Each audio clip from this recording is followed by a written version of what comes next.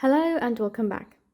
Today let's talk about my favorite author, Charles Dickens. So I have been meaning to make this video ever since I started uploading to this channel, and I was always waiting for the right words to come to me to have better phrasing and more elegant writing, because it's such a dear topic to me, but I couldn't think of many elegant and academic things to write down. Maybe because sometimes we can't put to words some things that we love and hold precious, or maybe more simply it's because I am not an academic person.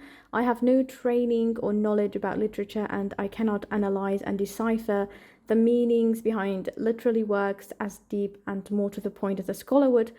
I just love reading classics, and so what I will say will be purely based on how I see Dickens and his works, and not as a person who has studied literature would see it. I would have loved to have read and discussed some Dickens's books with a scholar, because then I would have understood his meaning and world better, but till then I will just continue to read his works and try to understand and enjoy them as much as I can. But first let's ask, who is Dickens? Dickens is considered to be one of the most famous Victorian novelists. Born in 1812 in England and died 58 years later, he created some of the most remarkable and well-known books of English literature.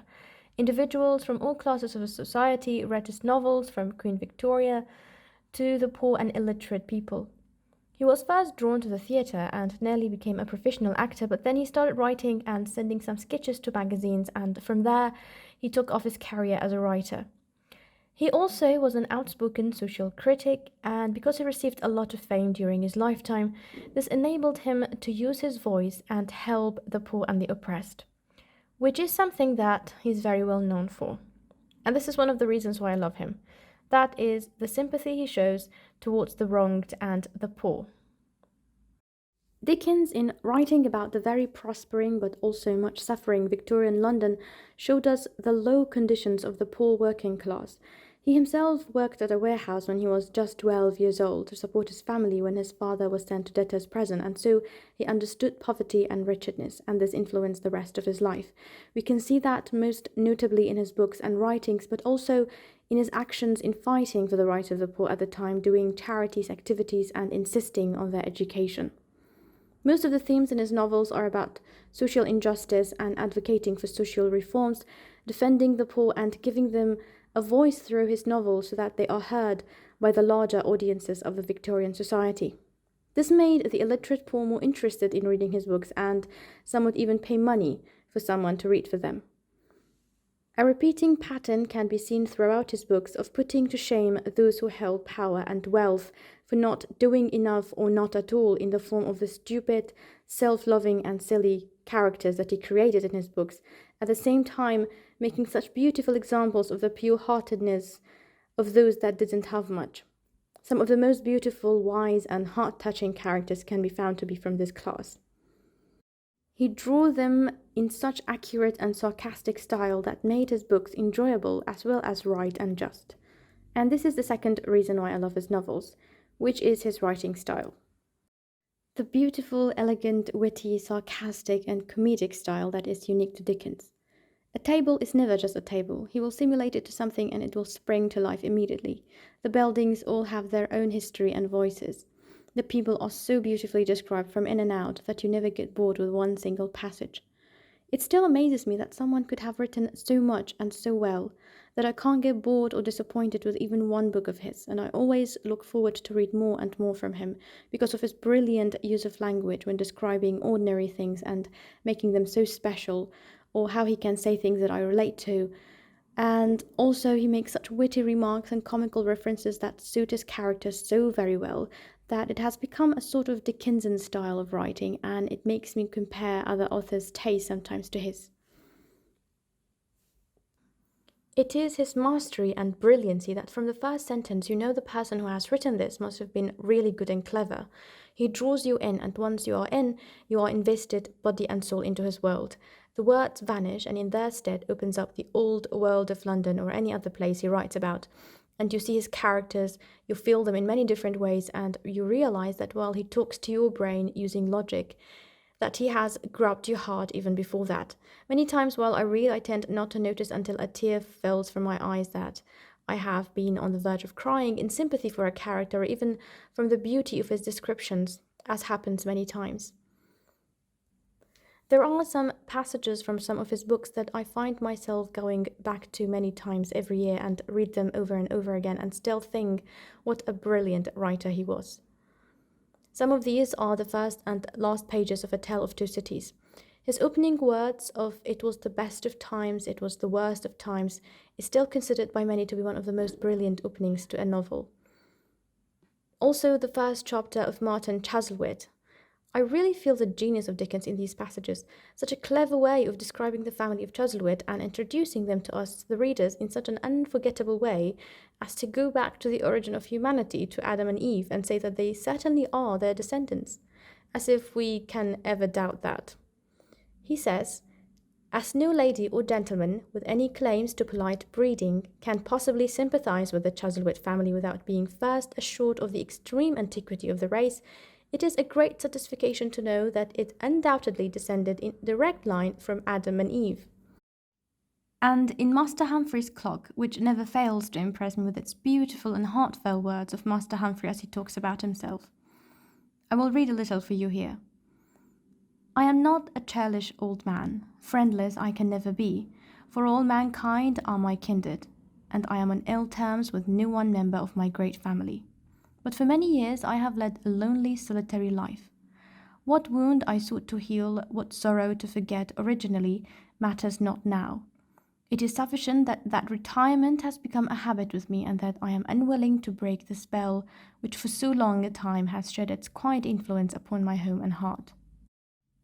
I also found many beautiful passages from when I was reading the old curiosity shop Nicolas Nickleby, Bleak House, all of which I have lost now since they were all in my old phone and I have lost some files there. It makes me sad whenever I remember this fact. I believe that everyone should read classic books, and more specifically those brilliant authors like Dickens, just to get a taste of what it feels like to read such brilliantly arranged words. Reason number 3 is his characters. Dickens is well known in the literary society for his complex and vast world of characters. He has written so many of them in each novel, so many that it is impossible to keep track of them. And I always get lost at first as to who is who. Whenever I hear of or think about Dickens, it is never the man alone. He is always accompanied in my head by his little friends, just like the famous illustration of Dickens's Dream by Robert William Buss. His characters are fully developed. You don't feel someone is an extra. They have fully built up traits from their looks or how they speak. No one is just written. Everyone has a role to play, and it makes his works real. Because you don't feel the smallness of any characters there, even those not mentioned quite as others. They are made so well as to make you feel that they have a real life of their own, and that you don't forget them the minute they are gone, or you don't think that they are there just to say something for the sake of the plot, but rather like real people who come to you live for a brief period of time and go back to their lives and be the heroes or heroines of their own stories. Many of his characters have been immortalized by people as references for their actions or some traits that they display in the stories. I also find his characters to be very lovely and many times relatable, if not fully for their decisions and lives, at least for their thinking process. So I feel like I know them from long ago and love them immediately. And then there are the villains, whom Dickens writes so well in such complicated ways that I can't help but be fascinated by. His characters are also written in every sort and every age and every possible type that you can think of, and if you look closely enough, you will recognize someone in your real life who looks a lot like a character from one of Dickens's books. This always reminds me of Leonardo da Vinci, who was assumed to go to markets for inspiration of faces for his paintings, and scholars believe that many of Dickens's characters are driven from his personal acquaintance or his walks in London.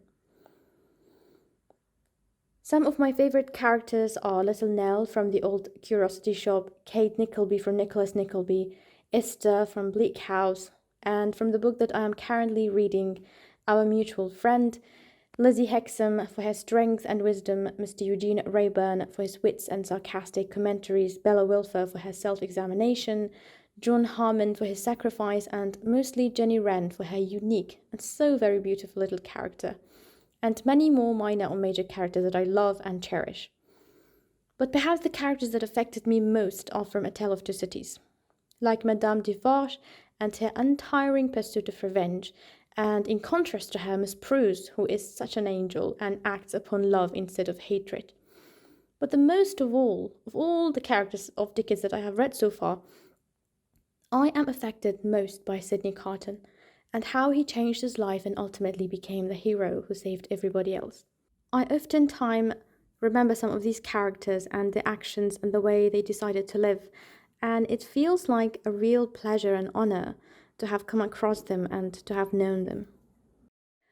The last and probably the dearest reason for loving Dickens is the fact that he was the first author that I came across while starting to read English literature, and so he is someone very special who has introduced me to Victorian English works.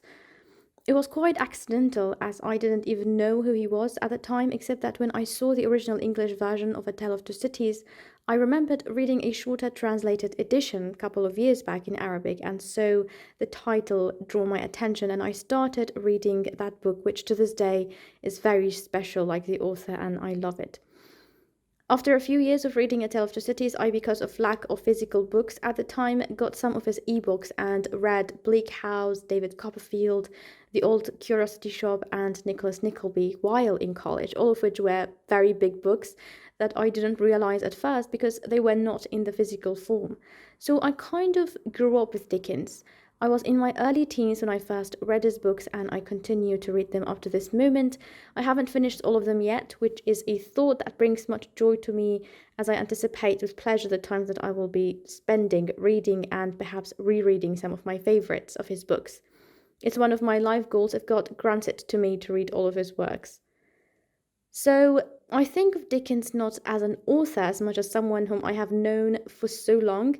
He almost feels like an old friend, and I become very happy whenever I see his books or hear someone talk about him, as you would feel towards a dear old friend. I am well aware that Dickens, being a man, he definitely had his faults. But for me, he's an author who put his all in his books and made such beautiful works of literature and made such brilliant characters that I will continue to cherish and love him forever. Let me know who is your favorite author and why you love them. Until we meet again.